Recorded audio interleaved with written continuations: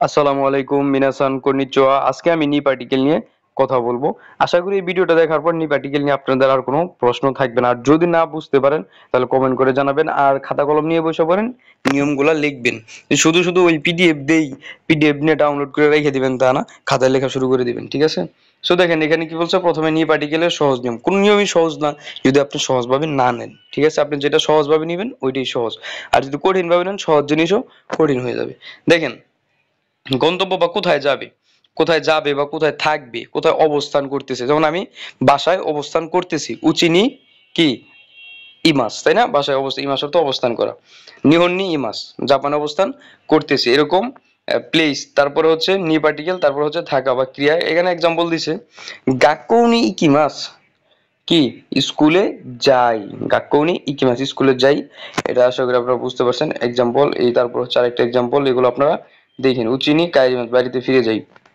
নির্দিষ্ট সময়, এখানে নির্দিষ্ট সময় বলতে শুধু 10টা বাজে 5টা বাজে এরকম কিছু না।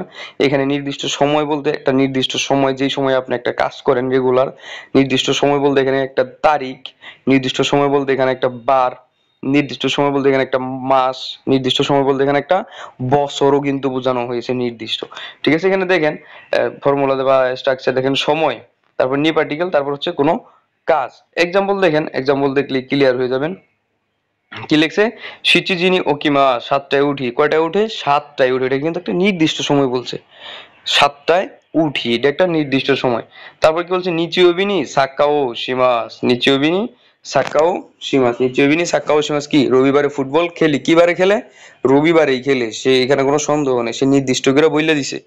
অবস্থান, কিছু কোথায় আছে বা নেই সেটা বোঝাতে নি পার্টিকেল ব্যবহার করা হয়। যেমন জায়গা, তারপর নি পার্টিকেল আরিমাস ইমাস। ওই যে প্রথমে বললাম যে আমি বাসায় আছি, উচিনি ইমাস। এখানে কি বলছে দেখেন, ছুকেনো উইয়েনি হনগা আরিমাস। এই যে উইয়ে, ছুকেনো উইয়ে মানে কি, ডেস্কের উপরে, নি পার্টিকেল তারপরে হনগা আরিমাস, বই আছে। আর গা পার্টিকেল ব্যবহার তো আপনারা পড়ছিলেন, গা পার্টিকেল নিয়ে নিয়ম দিয়েছে। আশা করি ওটা যদি দেখেন আর আপনাদের গা পার্টিকেল নিয়ে কোনো প্রশ্ন থাকবে না। আর যদি আপনারা এরপর কোন পার্টিকেল চান সেটা কমেন্ট করে জানাবেন। আর হচ্ছে আমি পিডিএফ দিব না, আপনারা এই যে ভিডিও দেখতেছেন, খাতা নেন, লেখা শুরু করে দেন, খাতায় লেখা রাখেন। পিডিএফ দিলে অনেকেই ডাউনলোড করে রেখে দেয়, প্রিন্ট করে নেয় না। তারপর হচ্ছে আপনার পরবর্তীতে আর পড়া হয় না। সো আপনারা খাতায় লেখেন, লিখলে আপনার পড়া হয়ে যাবে। তারপর আরেকটা এক্সাম্পল দিচ্ছে, ইনুগা নিওয়ানি ইমাস, কুকুর, কুকুরটা বাগানে আছে। কোথায় আছে? বাগানে আছে। এই যে নিওয়ানি, নির্দিষ্ট করে কি বলছে, প্লেসের কথা বলছে। বাগানেই আছে। কোথায় আছে? বাগানেই আছে। এই কারণে ওই বাগানের পরে নি পার্টিকেল বসে।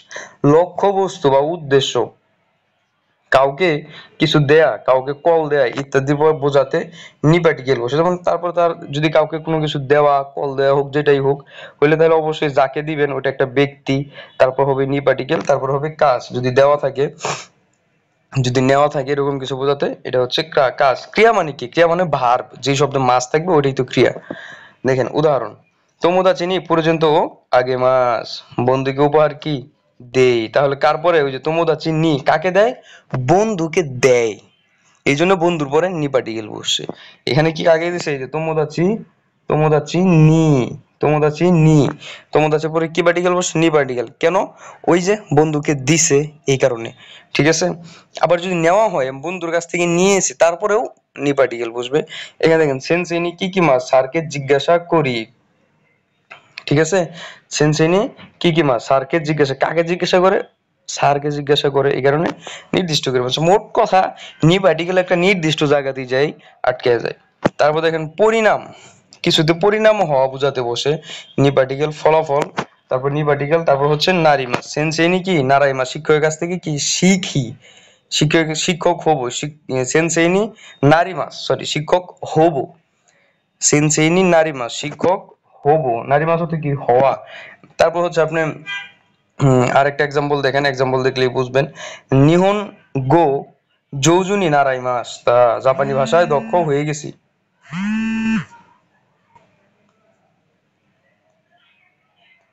কি বলছে? জাপানি ভাষায় দক্ষ হয়ে গেছি। কি বলছে? নিহনগো গা যৌজু নি নারী মাস্তা, এই যে এটা খেয়াল করেন, যৌজু নি কোনো কিছুতে দক্ষ হওয়া বোঝালে তারপরে নি পার্টিকেল বসে। সংক্ষেপে একটা দেখেন একটু মনে রাখার জন্য ব্যবহার।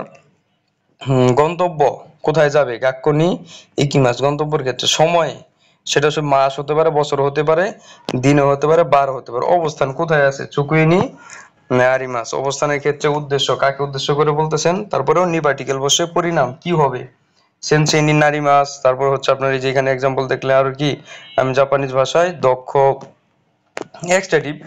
নি পার্টিকেল কোথায়, কখন, কাউকে, কোনো অবস্থাকে, কি হবে, এইভাবে মনে রাখলে সহজ হবে। ঠিক আছে, এইভাবে মনে রাখার চেষ্টা করবেন। এই কোথায়, কখন, কাউকে, কোন অবস্থানে, কি হবে, এগুলোর ক্ষেত্রে নি পার্টিকেল ব্যবহার করা হয়। ঠিক আছে, এই নিয়মগুলো মনে রাখেন। কোনো বিষয় নিয়ে বুঝতে অসুবিধা হয় কমেন্ট করে জানায়েন, ইনশাল্লাহ আমি আপনাদের জন্য নেক্সট ভিডিওতে আলোচনা করব। আর এরপর কোন পার্টিকেল নিয়ে ভিডিও চান কমেন্ট করে জানায়েন। আর ভালো লাগলে লাইক দিবেন, চ্যানেলে সাবস্ক্রাইব না করলে অবশ্যই সাবস্ক্রাইব করে দিন। আর যদি সাবস্ক্রাইব করে থাকেন আপনাকে অসংখ্য ধন্যবাদ। ভালো থাকবেন, সুস্থ থাকবেন, সায়োনারা।